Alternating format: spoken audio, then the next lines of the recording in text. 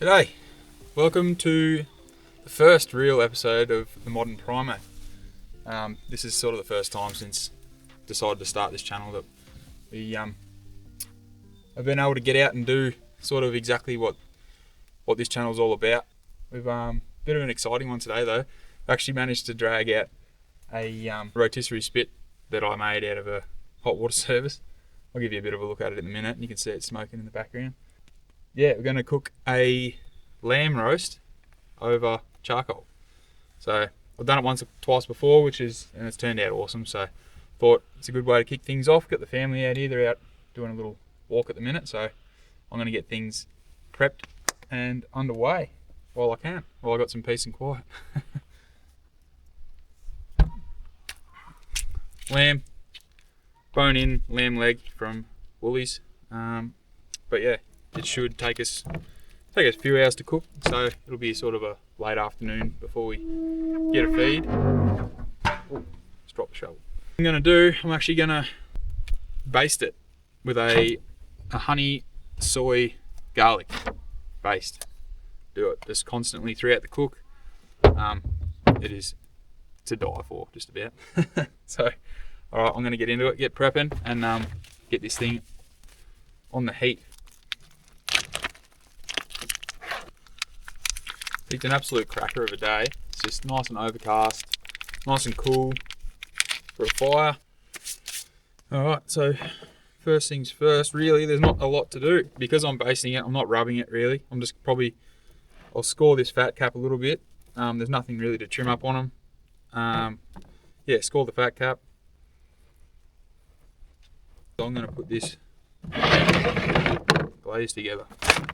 And didn't bring a spoon, so less than ideal, but we'll just make do with tongs.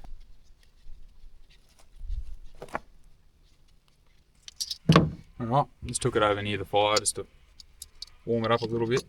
If you've got a fireproof pot or something, that might be the option if it's really cold, because that honey does not like to mix in when it's cold.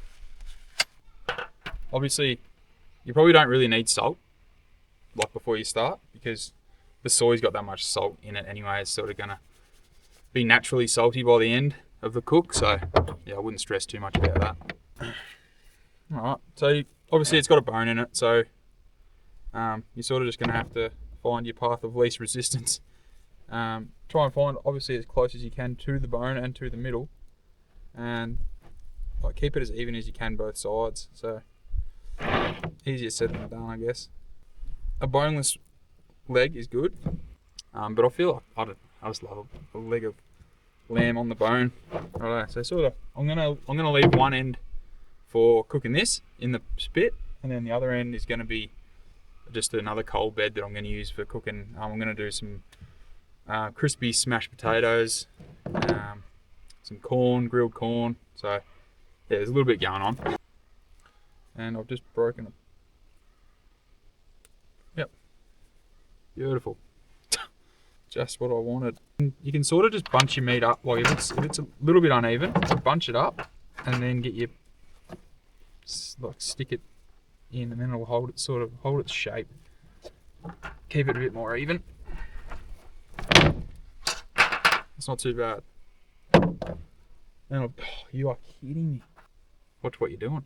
I'm gonna have to do something about this workspace because it's a nightmare. Well, managed to get around that then. That was good. So now I'm ready to chuck this straight on. I'm going to try and bring this up to about a 130 Fahrenheit internal, and then let it rest, and it should climb a few more degrees. Get it around that medium rare. That's sort of how we like our lamb. So yeah, let's get started, eh? So this is my homemade spit. Just got the charcoal bed across the bottom in there. This was an old hot water service I pulled out. Yeah, it works well. I've only done a few on it, but it's I just leave it out in the weather, obviously, and hasn't let me down yet. So fingers crossed it doesn't today either.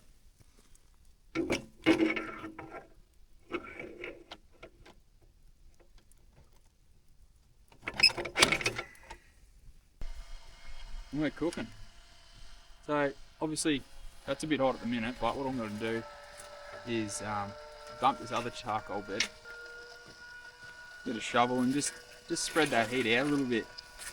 Not too concentrated, otherwise it's going to cook a bit too quick. It's pretty thick, this leg, so we're going to want to give it the time it needs to cook nice and evenly through. Want to be able to hold your hand there for probably a good 5 seconds. Just spread that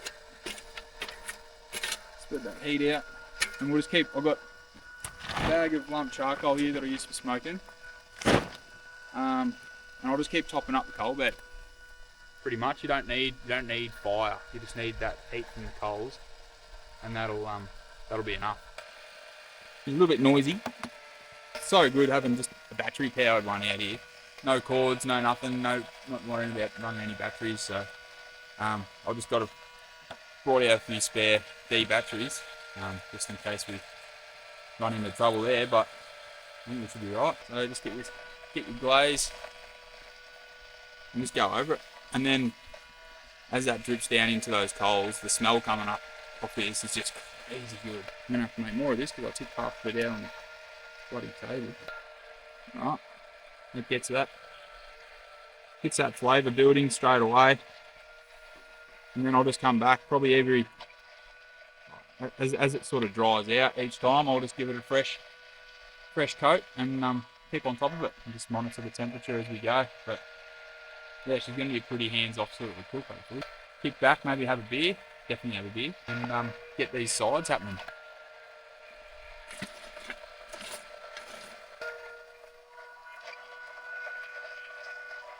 That's perfect now. It's exactly the sort of heat I want, so I'm going to just make sure that doesn't build up or die down. Cooking over flames and charcoal, it takes a bit of babying. You've got to sort of be onto it all day because you can quite easily stuff your cook up early in the process. That's literally all you're doing, is just making sure that heat, yeah, that's about bang on. Can't hold my hand any longer than that. So first thing I'm going to tackle, I'm going to get these potatoes prepped.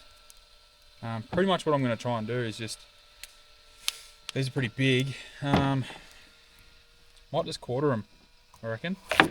Quarter them, boil them, smash them, and then get them in a screaming hot skillet full of oil and just crisp them right up. And then that way we'll have roast lamb, gravy, crispy potato in your roll. So it's going to be unreal. They look like good roasting potatoes. You don't really want to boil water in your skillet because you'll wreck your seasoning. So boil them in this, get the skillet hot, get some oil in it, and get the spuds crispy in there. So we'll see how we go. So the best part is you can do this process at any stage in your cook. You can get your potatoes boiled, and then you can let them cool down completely. Get them boiled, get them smashed, let them cool down, and then, I don't know, half an hour before you're ready to serve your meat, even as your meat's coming off to rest, then you can do your potatoes so they're nice and fresh and crispy as you're ready to eat them. That's probably how I'll do it today, I reckon.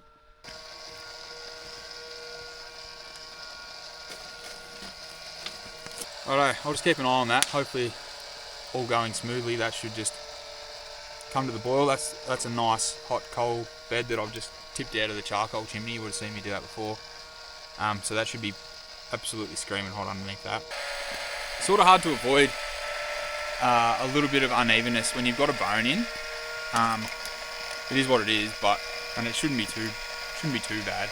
But you can see it's sort of top heavy on one side, and it actually struggles. You can hear the engine in the little motor there, struggling to get this heavy part up, and then it tips. But I don't know. It is what it is. I mean, we're out camping. It's not going to be perfect, and it's not supposed to be perfect. It's just supposed to be a bit of fun. So it should still turn out good. Very quiet. Just intermittently, every sort of 5 or 10 minutes, checking to make sure that heat up is still enough, and it's probably borderline at the minute, so I'm going to stoke that up a little bit in a minute. But on this side, you can see the bubbles starting to form. I don't know if you can see that or not. It's starting to steam anyway. Bubbles are starting to form on the bottom. I'm getting close to a boil for these potatoes. Everything just takes a little bit longer over charcoal. It's definitely worth waiting and being patient for though. Like, it's just so much more fun. You can also, you've got to think on your feet a little bit too. When things aren't going your way, fire can be easily manipulated. If you need a bit more heat, the tiniest bit of air from one of these blowers, like look at that, straight away we got a flame, and we didn't 2 seconds ago. So that just buys me a little bit of time. There's a few little splits underneath it. This gives that little bit of heat while I'm waiting for my charcoal chimney to get going, and then I'll dump coals in. I like coals better for this sort of thing because it's a bit more of a consistent and controllable heat. Pretty much under control here for a minute. Got a nice steady little flame going under the meat.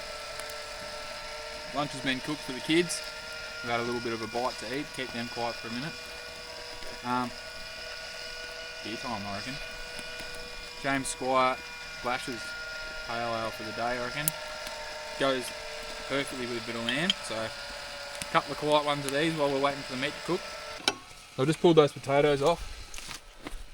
As you can see, you sort of just want that knife just to glide in with little to no resistance at all. That one's got a tiny little hard spot, but that'll be okay. Yeah, that's good. Just drain this water out, and then, like I said, these potatoes can just stay cold. They're not gonna get hard or anything like that now. So they can just stay out in the cold, ready for when the meat is ready to come off. So pretty easy way of just staying organised. This meat is starting to get a real nice colour on it. That's partly to do with the glaze, and also just naturally when it cooks. Righto, I've just temped this, and we are, I'll tell you how, 3.5 hours into the cook, and that is at about 1:30, 1:33. So that's coming off. That'll rest until we're ready to serve up. I'll just wrap it in foil, sit it on a plate. If you've got an empty esky or something out camping, wrap it up, chuck it in that. If not, maybe just chuck a towel or something over it after you wrapped it in foil. Alright, let's get this thing off. Alright, so we just managed to get this thing off the spit. This thing smells unbelievable. Can't wait. Alright, I'm just going to try and get these things out. Take this off.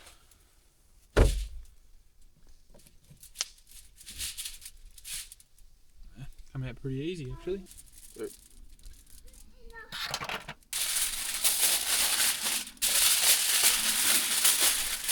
them up, and then I'm just going to chuck it straight in the camp oven.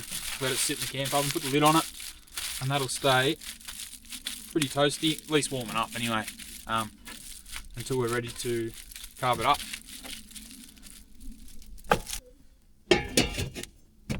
Now I'm just going to get ready to do the rest of this stuff. So these potatoes I've had out before, they're ready. I can just smash them now because they were cooked. I'll heat up a skillet full of vegetable oil, duck fat, and maybe, I don't think we bought any butter. Normally I would put a little bit of butter in as well, but won't bother today. Probably just use that to smash them. Look at that. So that there, I don't know if you can see, you probably can. Squashed down so easy. I'll cook those pretty much at the same time the meat went on. So they've been cooked for hours. And they're just still soft as anything. It's cold out here. And they just squish down as though I cooked them 5 minutes ago.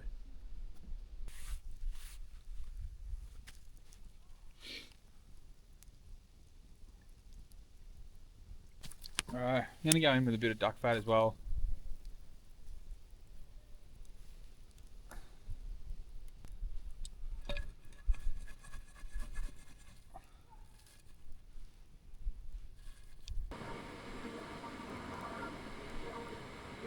So I'm going to try and get that oil fat mixture to about 350 Fahrenheit.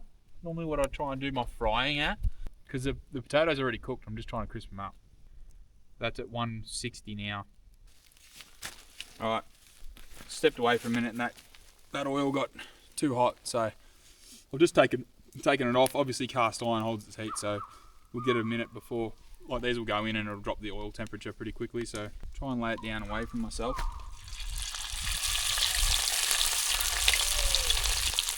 Probably only going to be able to do probably 2 or probably 3 at a time.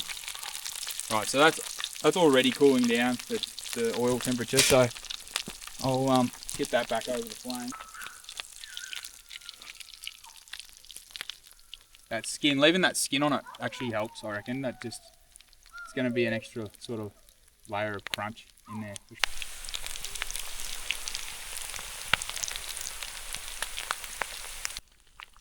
See, they're getting a good bit of colour on the bottom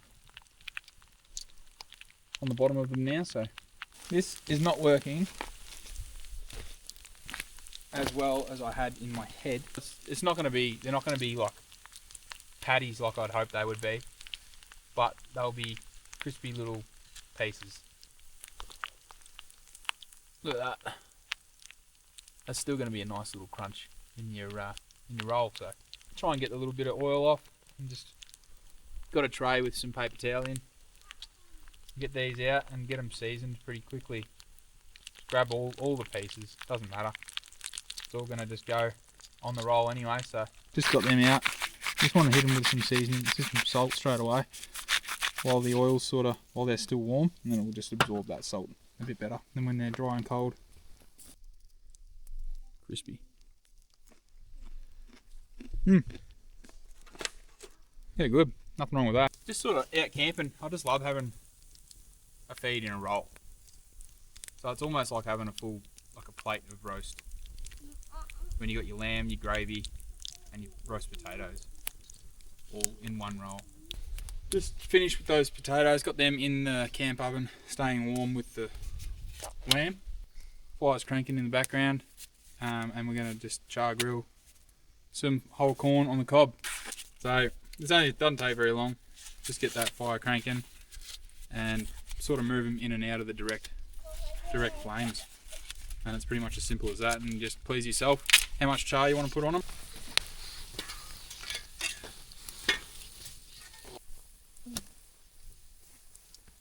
Literally straight into the flames. Yeah. Corn can take a fair bit of direct flame. Get a little bit of time to play with it, and you're not going to really wreck it.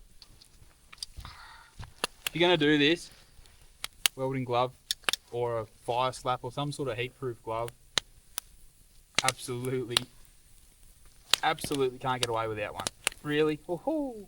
There's pretty much a very distinct line of where it gets hot and where it doesn't. So I'll just have to do sort of half and then flip them and do the other half. Oh, it's a constant battle. Smoke in the eyes. Oh, sometimes really gets the better of you. So that one, that's pretty much where I want it. You can see that. It's got a nice char. Obviously only this half. Now I'm going to just flip it and do the other end. Righto. They are done. That's pretty much what I'm after. A couple of little black spots probably got away from me a little bit, but that's cooking with fire, so got to expect it. Alright, just got the corn off the fire. It's all grilled up. Just got Em in the background making up some gravy. I'm going to toast the buns quickly. I do it every single time. I can't not do it. It's the best way just to make your burger feel just a little bit more gourmet than it actually is. And it's super simple and super quick, so just do it. Trust me. Getting close to dinner time now. We've just about nailed the timing, I reckon, actually. 4:45. It's going to be an early dinner, but when you got kids out camping and you got to get home, we've done all right. I didn't cut that bun. Anyway, I'm going to give these buns just a light toast. It's going to be real quick.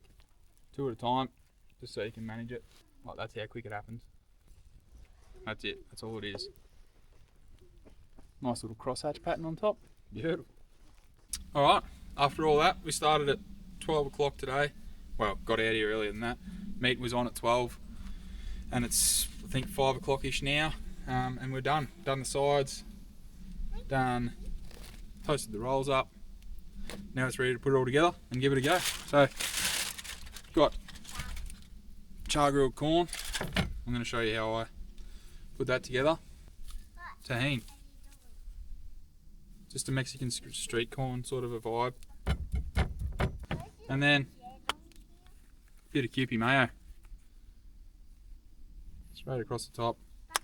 I present it like that, but then I normally just rub it all in because it's just so much nicer. The roast lamb. Now, this took, I think, from 12 o'clock. Yeah, I think about 12 I put it on. Got it off about 3. Pretty happy with that, actually, considering.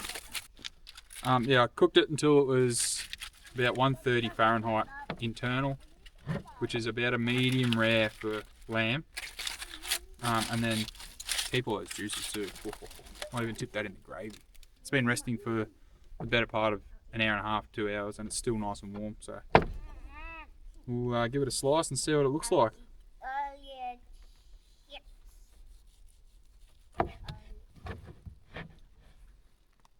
It's looking pretty good to me. That's spot on. You can see that. It's just still a little bit of pink in it. Not, oh, it's like so juicy. Crazy juicy.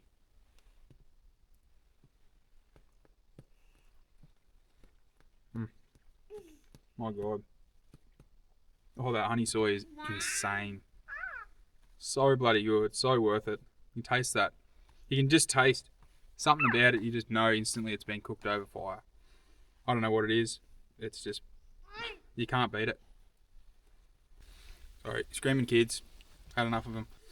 Righto, so I'm going to leave it at that for a minute and start putting together a roll. That'll go straight in the roll too. Bit of gravy. Righto. Few potatoes. Oh. Yeah, yum. We got that. A little bit of gravy. Go with thick gravy for rolls so you don't have it dribbling down the front of you. Chuck the lid on. And that's unreal.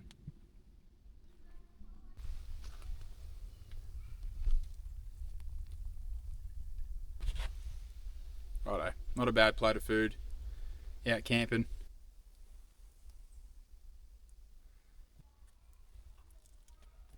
Oh no.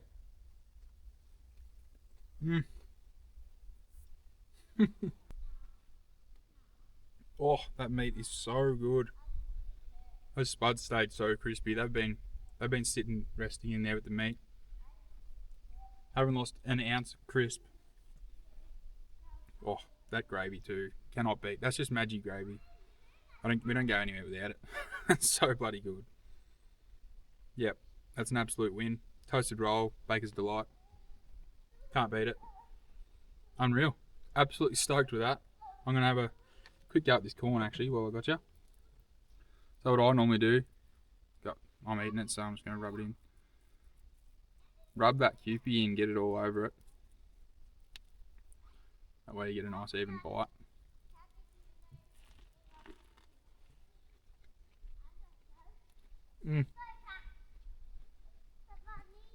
That's so good. The char on it, mixed with the zestiness of that tahini, it's like, oh, it's almost like you've just squeezed lime on it. It's unreal. If you haven't tried that, you can just get it from Woolies as well.